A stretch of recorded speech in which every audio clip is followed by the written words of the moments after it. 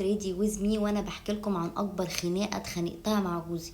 والله وانتوا بتسمعوها دلوقتي لا تقولي ده فيلم هندي. المكان بيتنا، الزمان رمضان قبل الفطور بنص ساعه، عندنا مشوار مهم وادى الناس كلمه ان انا وهو رايحين ايه. قال لي جهزي وجاي، قلت له ماشي. فجاه وانا بتكلم معاه واقول له هي فلانه موجوده في المكان، فراح قال لي اه موجوده. قلت له ايه، لا اسفه انا مش رايحه.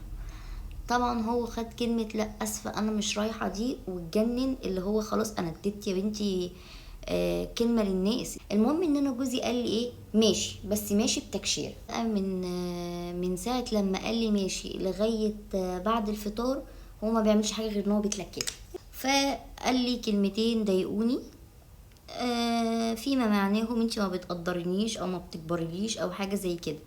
انا ليه وليه ان هو قال لي كلمتين زي دول ان انا ما بقدرهوش او ما بكبرلوش، وهو مش مقدر ان الست دي قليلة الذوق وانا مش عايزة اقابلها، فانت كمان مش عامل لي خاطر.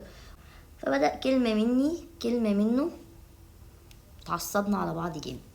اذ بيه هو خارج ورايا وهو متعصب وبيتهمني ان هو بيكلمني وانا ما بردش عليه.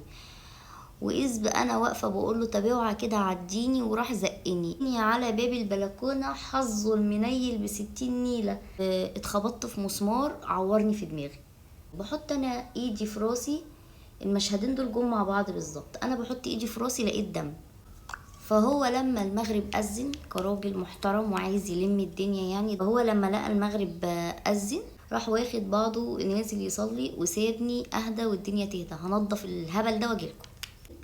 فانا قلت لا ده ما قدرش ان هو خبطني في البلكونه وعورني في دماغي ودماغي فيها دم. فاتصلت عليه قلت له ايه انا ماشيه رايحه فين ما اعرفش. انا مع العلم انا بابايا ومامتي متوفين ماليش حته اروحها. كل ده ليه؟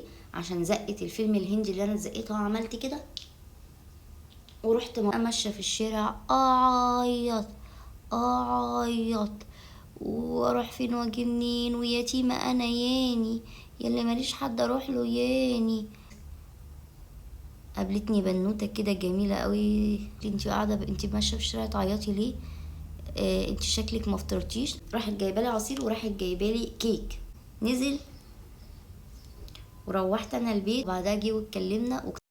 اكتشفت ساعتها ان كل الناس تقريبا او معظم الناس بيتخانقوا اول رمضان قبل الفطار على طول، وان هو ما كانش قصدي يعورني ولا هو اساسا بيهني ولا بيمد ايدنا عليا ابدا، ان هي الخبطه كانت عاديه. بس انا حظي ان كان في مسمار طالع من باب البلكونه فدخل في دماغي فعورني. هو ما كانش قصده ابدا يسيبني متعوره، هو نزل يصلي عشان الدنيا تهدى.